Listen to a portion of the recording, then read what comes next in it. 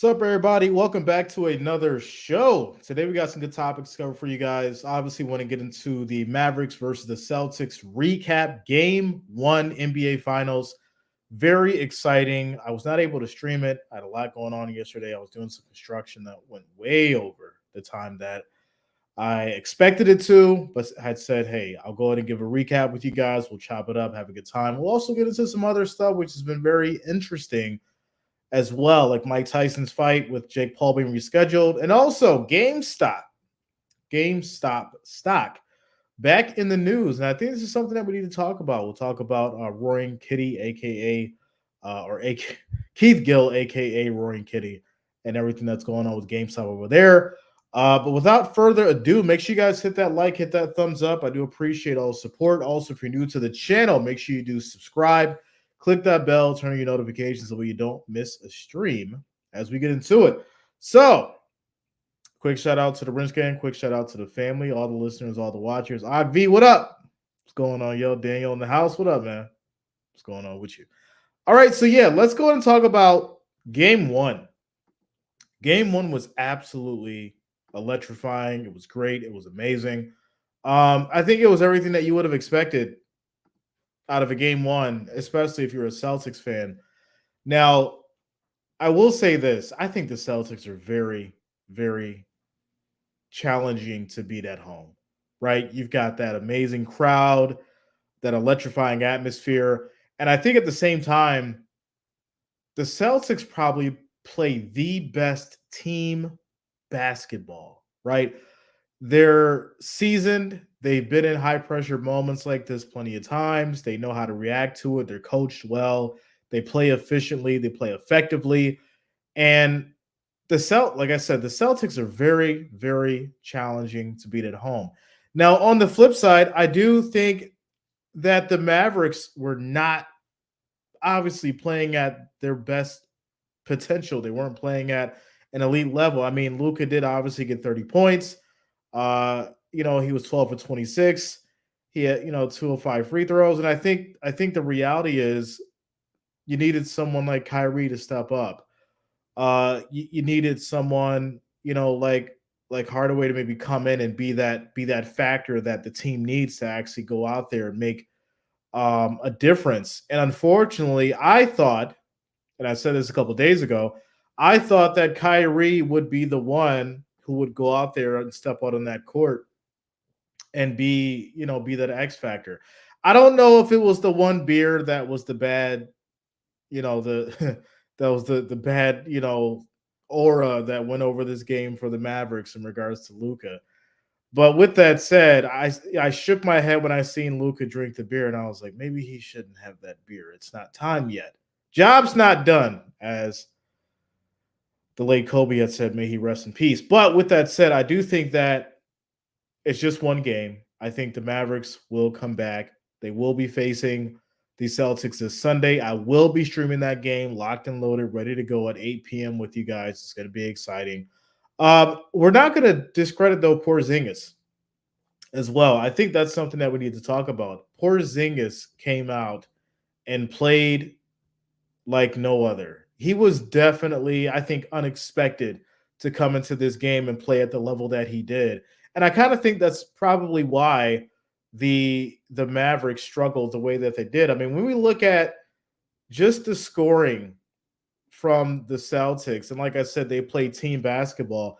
When you look at Tatum, 16 points, Horford had 10, Holiday had 12, White had 15, Brown had 22. I mean, Brown played his regular game. He didn't do anything spectacular. I mean, the dunks were amazing, right? He played amazing. He had some great blocks. But I think we expect Brown to get 22 points in a game 1 of an NBA Finals. That's expected. Who we don't expect to get 16 points is Jason Tatum. So when I say the Celtics played complete team basketball, that's what they did. And then if we scroll down here, you see Porzingis with 20 points. He played 21 minutes. He was 8 of 13. He had 2 for 4. He was 2 for 4 from 3, 6 rebounds, 2 assists. Porzingis was your X factor.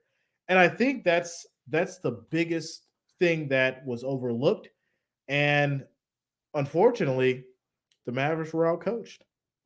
They were definitely outcoached for sure. But overall, I will say this: it was a great game on both sides. The Mavericks are definitely going to have to find some kind of offense and figure out a way to stop not only Porzingis, because obviously I do think that the game plan will kind of shift over to Horford. We'll see how that goes. Um, but yeah, I think that the big thing for the Mavericks right now is figuring out, the defense in the paint, getting Kyrie going, helping out Luka, moving that ball around. I seen a lot of things that I didn't like with the Mavs. Kyrie just jacking up shots that weren't really his best or that he was even used to. He was getting blocked. He was getting called for stupid things like traveling. It was kind of weird. And then, Luka looked a little bit sluggish. He looked a little bit tired. So, Mavericks, get some rest, focus up, and then obviously we'll see what you guys do on Sunday, which I will be streaming it. Before we get into the next segment, which is going to be Tyson and Paul, ladies and gentlemen, I'll hop into the chat with you guys. Tennessee Tactical in the house. What up, man? What's going on with you, bro? Big T in the house. Jonas, what up, man? Jonas in the house. OG Wrench Gang in the building. Tyrone says, it's just one game? Yeah, it's just one game. It's one game. I'm sure. Like I said, I think the series is going to go 7 for sure. Daniel says, Boston in 5. We'll see. If Boston keeps playing the way they're doing, I'll give you that. They're probably going to, they might win in 5 if they can keep going the way they're going. Priscilla says, my 2 favorite teams. Shout out to you, Priscilla. Jeff King in the building. What up, Jeff? The legendary Jeff King in the house is Go Celtics. Jonas lost by 18. Yeah, and I think that's the biggest problem, right? They lost by 18. And in a game 1, you would if a team is going to lose, right? In a team that is as talented as the Mavericks, you would be okay if they lost by a couple points, 5 points, maybe even 8, right? But 18 is significant. It shows that you guys aren't ready. And I said that they celebrated a little bit too much when they won the Western Conference Finals because I'm like, y'all need to get back. Y'all need to get back in the gym and prepare for what's coming because the Celtics are no joke. They are no joke. Nathan says JB ain't scared to dunk on him. Without a doubt. Jaylen Brown, he gonna go to the rack. He don't care who's down there. And like I said, we got to pay some homage and respect to Porzingis. He came out there and showed out, and I couldn't believe it. He was playing like he played like he had been out there all along. Like Horford wasn't even the guy anymore. Like he was taking his job. So I'm excited to see, obviously, what the Celtics team can do. But I do think it's going to go 7 games. So the Mavericks will find a way to get it together. Tactical says, Jay, what was Kyrie's numbers in that game? Kyrie's numbers in this game. He had 12 points, 2 assists, 3 rebounds. He was 0 for 5 from 3, 6 of 19 from the field. He played 37 minutes. Insane. Absolutely insane. So it definitely wasn't the best night for Kyrie at all. But they even looking at PJ Washington, who we know can come out and ball for sure. He played 36 minutes. He was 5 of 11. He was 0 of 3 from 3. He had 8 rebounds, 1 assist. He had 14 points. I mean, Jones, 29 minutes, 2 of 9 from the field. He had 1 3 out of 2, 6 rebounds, no assists, 5 points. What are you doing? Gafford, 14 minutes. He was 3 for 3 from the field. He had no threes, 3 rebounds, 1 assist, 8 points. So where are you getting your offense from? Kleber came in. He had 2 points. Hardy had 13 off the bench. Green had 3. I mean, there's no secondary help right now. Sometimes we expect Hardaway to be able to come in and ball out, but we didn't see that in game 1. And unfortunately, the Celtics are stacked. Obviously, if someone gets tired for the Celtics, that's starting. Hauser can come in. He'll hit the 3 on you. Cornette can come in. He may hit a 3. Pritchard's going to run around the court, make you tired as shit. So there's a lot that goes on here with even the Celtics, the bench there. And if the Mavericks don't figure it out, it may be an easy ring here for these Celtics, without a doubt.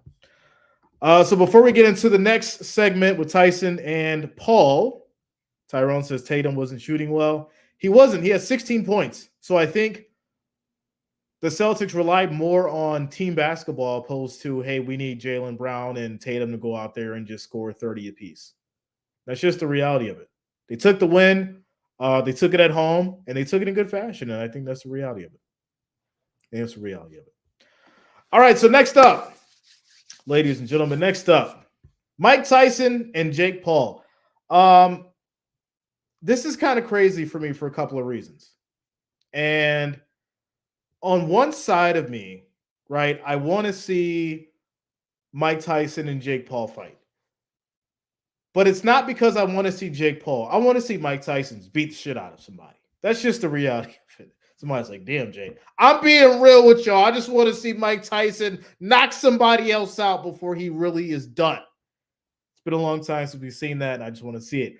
And fortunately, for some people who feel the way that I do, it's Jake Paul. So with that said, let's go and get into this one. And yeah, we'll go from there. We'll get into this one and we'll go from there. Devastating news. I'm heartbroken, speechless, like gutted. We've been working so hard over here, everyone in this camp, and I just feel bad for everyone involved in this event, the whole undercard. This is opportunity has been ripped from all of us, but I do value Mike's health first and foremost. Love that guy. I have so much respect for him, and I want Mike to be healthy. And he says he still is going to knock me out, and I bought myself some time. So Mike is still talking. And that is exactly what we want to see. That is exactly what we want to see. I'm glad you said that, Mike, because that has lifted my spirit in regards to this fight specifically, because I am excited for it. We'll keep it going over there. But Mike, if you want to do this, like you said, behind closed doors, behind the scenes, you've said you want to do this in Q4. You just need a little bit of time. So I'm ready whenever you are. This is too big of an opportunity. I think this fight's going to change the world. And I turn all my L's into W's. That's a motto I live by. The universe makes no mistakes. So let's see what's in store. All right. So with that said, we obviously know that Jake Paul has been coming from somewhere. We do know that Jake Paul has been essentially boxing, retired boxers, MMA fighters, retired basketball players, mailmen, janitors, plumbers, any person that he can fight that's been washed up for plenty of years, he's fought them and primarily beat them. Now, here we are with what could arguably be one of the best boxers in history at an older age. And once again, Jake Paul's name is involved. So what happened recently is Mike Tyson had a medical emergency on a plane. He had an ulcer flare up. So he was not able to train in regards to this upcoming fight. So he's going to have to reschedule it and all this other stuff. A lot of people have speculation in regards to thinking that the fight may have been actually called off, but it has not been called off. And there was even talks of Ryan Garcia maybe filling in for him, but we know that never happened. But with that said, let's go ahead and get into this quick story here in regards to the reschedule.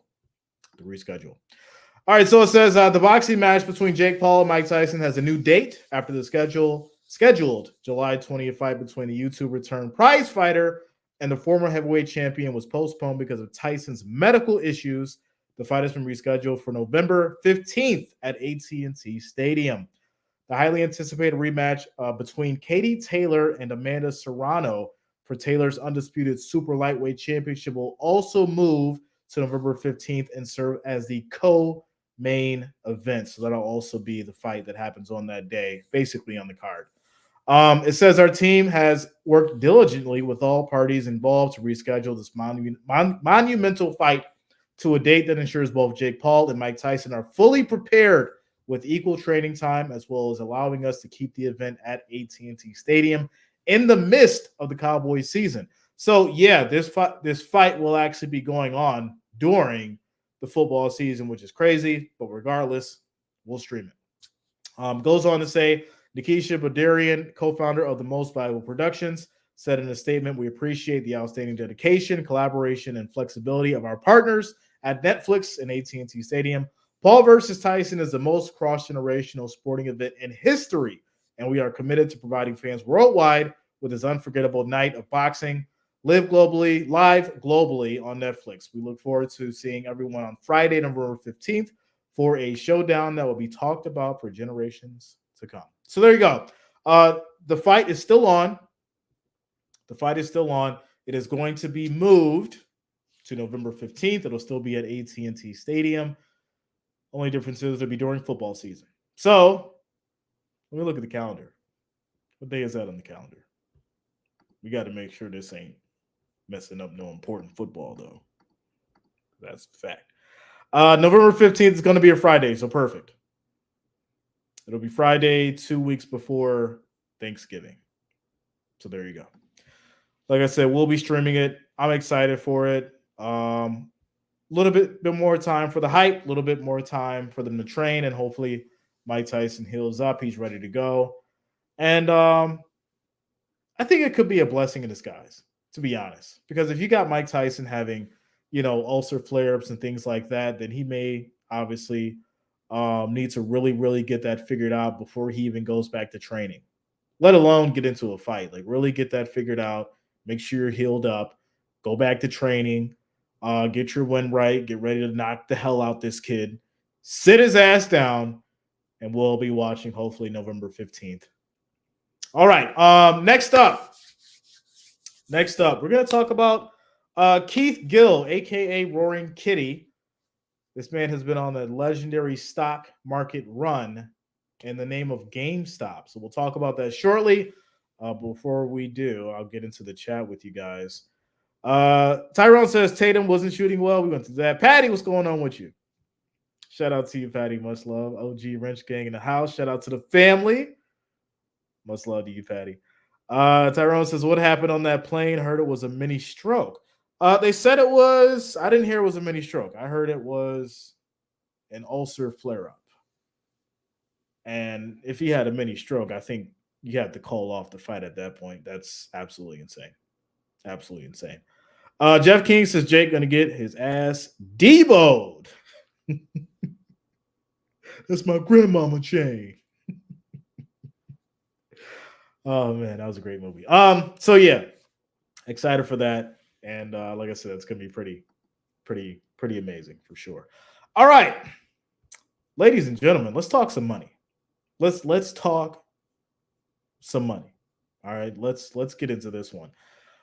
So for those who have been under a rock, for those who don't really know too much about GameStop or stocks, there is an individual named Keith Gill who also goes by the name of Roaring Kitty. This is his online moniker. More than a couple, about 4 or 5 years back, he started off online talking about his investments and things like that in regards to GameStop. And he would post it online. He talked about it, and he basically generated a following. He invested $50,000 into GameStop, and then it blew up. The stock blew up. He ended up making a ton of money. Stock ran, and he ended up making about $30 million in the course of a couple years. Well, he then went in front of the SEC. He then went in front of Congress. They questioned him in regards to, how could he do this? Was it through influence? Was it through was it through manipulation and things like that? And so after that situation, right, he made his money. He went through the SEC, the Congress trials and stuff like that. And then he kind of went dormant for the next few years. Well, now in the last month, he's came back and he has actually invested way more money into GameStop. So he recently had showed, let me go back. He actually popped up back in May with just a couple memes, which basically led to him influencing others to pique interest back into GameStop. And that kind of led to a run on the stock going up and so forth and so on. Recently, he posted his gains and what he had invested. And like I said, he went from 50,000 to 30 million. But over the last few years, it looks like he's taken that 30 million and earned over 100 to 200. Nobody knows how he's made that money, but he has invested roughly $150 million into stocks and options in GameStop. And as of today, he was able to get that position up to almost $1 billion, ladies and gentlemen, almost $1 billion. Now, during the course of this, GameStop's earnings had dropped, and then obviously there was shares offered by GameStop specifically, which of course made the stock fall. So he did lose some of that money, but he is still currently up 164 million. So he's earned $350 million off of a $50,000 investment. Ladies and gentlemen, this man is chasing greatness. This man is chasing greatness, and it's been one of an amazing stories that you really don't hear from a retail trader. He's basically found a way to not only figure out how to leverage himself in these kind of in a stock in a sense, but he actually believes in the company. And I think that's the biggest part of it. It's not just a, hey, I want to make a bunch of money and something I don't believe in. He believes in the company. He stands by it. And the individuals that actually invest in GameStop say that they believe in it and say that they swear by, believing in management and what the company is going to do. So yeah, very interesting. Great discussion there. If you don't know about the man, look him up. He actually just went live earlier today. It was a very interesting video, to say the least. He talked about how, it was his investment. He wasn't backed by anybody else. He showed his current position and where he was at as far as that goes. And he went on to say that he still believes in the company and what they're going to do and what they potentially could do down the road, and how he is aggressive in his investments and things like that. So it's really interesting. Check him out and look at the story. It's definitely one of a kind. And I think he's one of the individuals that can show the little guy that it is possible to do something that no one else has done. And that's chase greatness. Without a doubt. Without a doubt. So there you go. My 3 stories for the day, ladies and gentlemen, if you got caught up. As far as, like I said, I will be streaming on Sunday. Sunday, we will be doing the finals. That's going to be at 8:30 Sunday night. I'm excited for that. It'll be game 2 for these Mavericks and the Celtics. It'll be Celtics at home Sunday night. So there you go. There you go, ladies and gentlemen. So with you guys, how have you been? Listen, I was doing some construction yesterday, and it was crazy. I'll tell you exactly what I did. So I literally replaced a whole door. I replaced a whole door and a storm door. I did both in one day. So I had to take the old door off the frame. I started this job around like 3 o'clock. I was like, oh, I'll be done and I can go stream after I'm done. Well, to say the least, this took 6 hours. This job took me 6 hours. It's the 3rd door I ever did. And your boy Jay was a little frustrated, ladies and gentlemen. Your boy Jay was a little frustrated. I got the old door off the frame. I had to take the crown molding off. I did all that stuff, put the new door in, got it all installed. Got the old impact drill out and, had to put some solid nails in and all that kind of stuff, make sure it's sturdy, did all that, put the storm door in, do all that. It was a job. It was a job. When I got back, it was I was hearing the game in the background and then I was watching some highlights and things like that. But I was so damn tired. I was so tired, but it was fun. It was fun. And it's always good to do improvement and things like that. You guys know how it goes. So, but yeah, it's all done. We're all finished. and smooth sailing from here. So Sunday night, I will be streaming with you guys. I got a little bit more time. I'll probably be streaming for the next 35 minutes with you guys too. So we good. Jason says, I try to tell them guys, you can't make the club sitting in the club. That's a fact. That is a fact. Tyrell says, but you were satisfied with the work. Good for you. Yeah, man. I think this is the reality of it, right? When you look at something that you've done and you've built it, or you've done the work to get it to look the way that it does, that's like, there's nothing more satisfying than that. You could pay somebody to get it done and come in and install, but I'm like, no, like, I'll do it myself. I got the skills to do it. And it took a little longer than probably what it would have taken them, but I was so proud when it was done. It was like, yo, like, I did that. We did that, and it looks great. It looks great. It's wonderful. It was done the right way. Everything's sealed up and ready to go and all that good stuff. So it was great. It was great. And I think at the end of the day, you have to do stuff like that every once in a while. Sometimes you get caught up in your job, or, even if your job is construction, you may do things so much that you kind of just, yeah, it's done. But, sit back and actually look at the things that you do and be proud of it. Sometimes I'll go back and look at my old videos, be like, yo, like, I did that. It's crazy. It's crazy. It's a good feeling, but it's great. Shout out to Tactical. Says it's so rewarding to be your own handyman. Yeah, bro. Listen, it's funny though, because this came with like age. It was like, it's like the older I get, the more it's like, all right, yeah, I'll do that myself. Something's wrong with the plumbing. All right, I'll fix it. This needs to be fixed. All right, I'll do it. Oh, I got to tear down this wall. All right, I'll do it. Flooring. All right, I'll do it. And it's like 10 years ago, I didn't have the time. I was always working. I was always doing stuff. And I was like, well, I'll just hire somebody to do that. But now it's like, nah, doing it myself. I don't need their help. I'll do it. Me and the fam will get it done.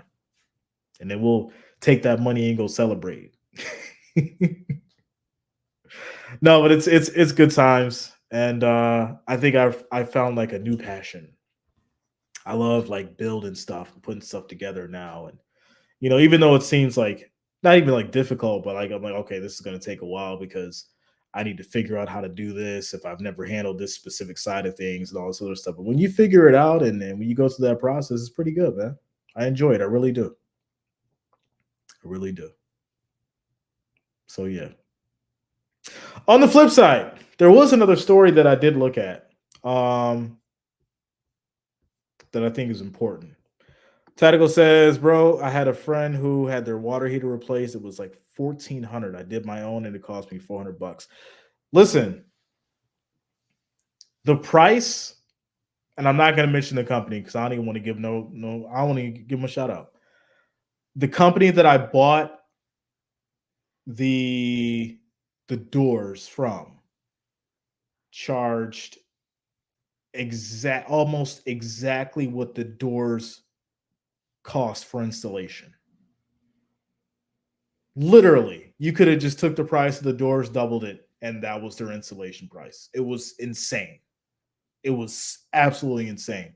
So I'm like, yeah, there's no way. I'll do it myself. There you go. Like I said, I ain't gonna mention their name. I'm not giving them no clout. None at all. So yeah, there was another story that I did want to address that I do think is kind of important. And a lot of people, I'm just going to say this.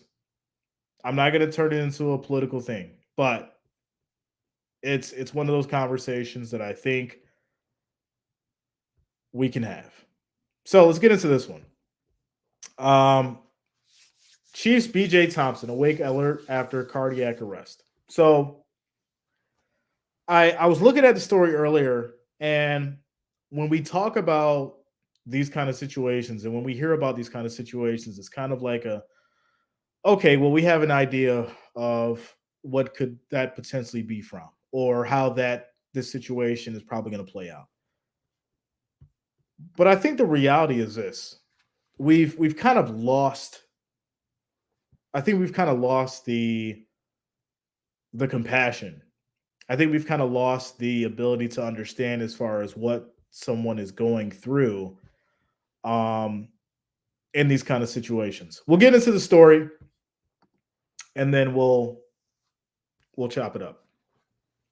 Second-year defensive end B.J. Thompson was in stable condition this morning at an area hospital in Kansas City after having a seizure and going into cardiac arrest during a special teams meeting yesterday at Chiefs OTAs. The team canceled the day's practice after Thompson was taken to the hospital. As we bring in our NFL reporter, Jeremy Fowler. And Jeremy, we understand there is new information on Thompson. What more can you tell us? Yes, Matt, I just spoke with Thompson's agent, Chris Turnage, who told me that Thompson is awake and responsive in the hospital. That is good news. Last night, he was still unconscious, but the doctors told Turnage they were optimistic, and that optimism is now coming to fruition. Chiefs players and coaches very happy. The things I heard about this player were great dude, great teammate, hard worker. So certainly there's a relief and sigh in the Chiefs building after what sources described as traumatizing yesterday. So, I mean, yeah, you have this situation where, you know, a player goes down or a player has this kind of a medical event. And the real issue isn't the fact of what we think it is or the political side of things. I think the real issue is them moving forward and how people are going to scrutinize them and how everyone's going to handle this situation in regards to, you know, their livelihood and their career and what they're trying to do. And it's crazy because shout out to you, Tactical. It's crazy because we see this happen in individuals across various different sports. It's not just football, it's not just basketball, it's almost every sport.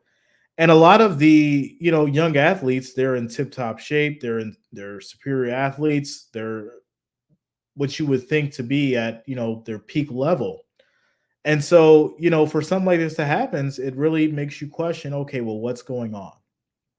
What kind of research is being done?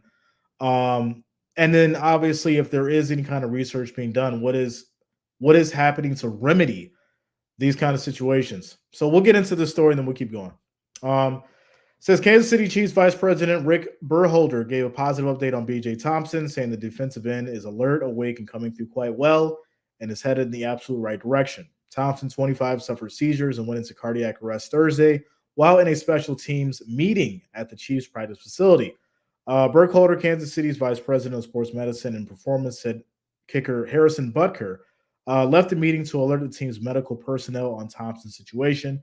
He said Thompson was initially treated by athletic trainers and team doctor until fire department personnel arrived.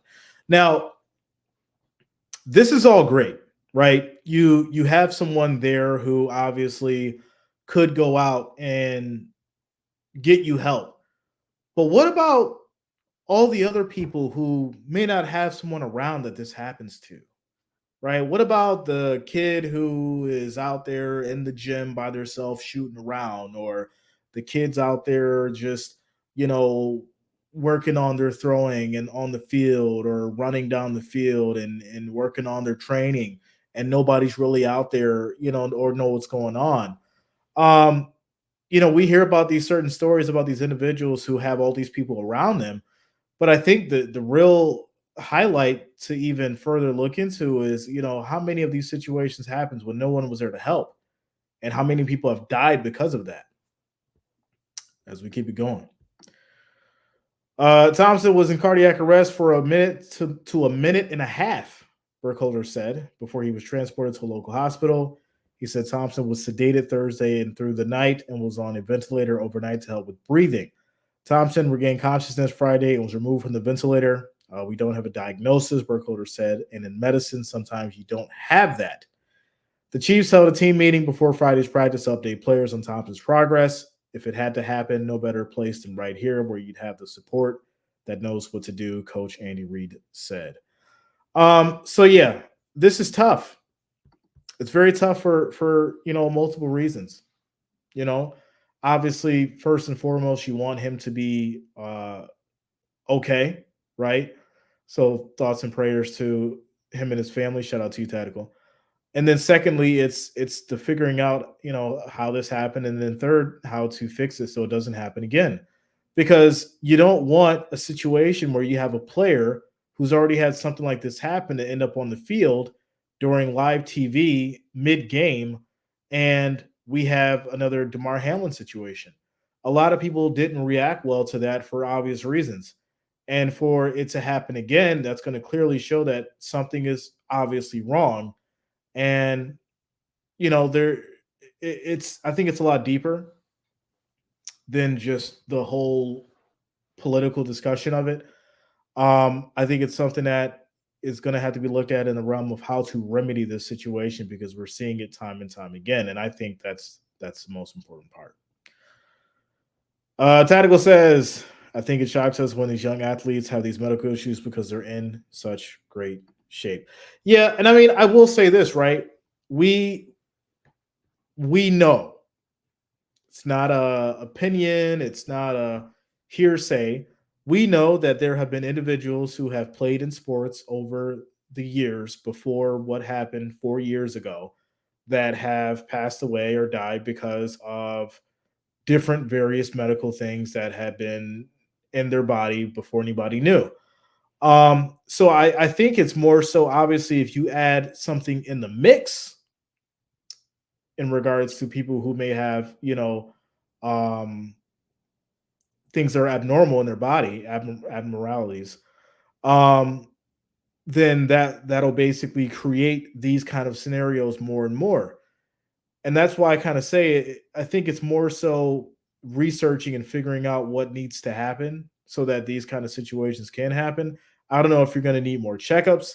I don't know if they're going to need more testing. I'm not sure, but something is going to have to happen, and someone's going to have to come up with some kind of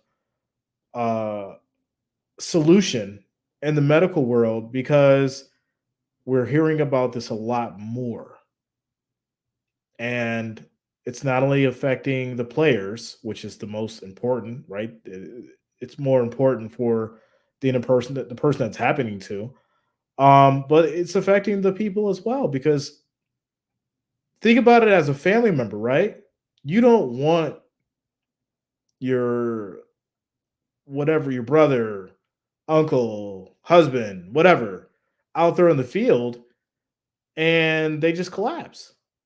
As a family, you're sitting there watching the game, right? The wife's watching the game, the kids are watching the game, the parents are watching the game, the family's there, and you expect to see the normal game, and you're excited. They go out there, and then the player just collapses on the ground. That's scary stuff.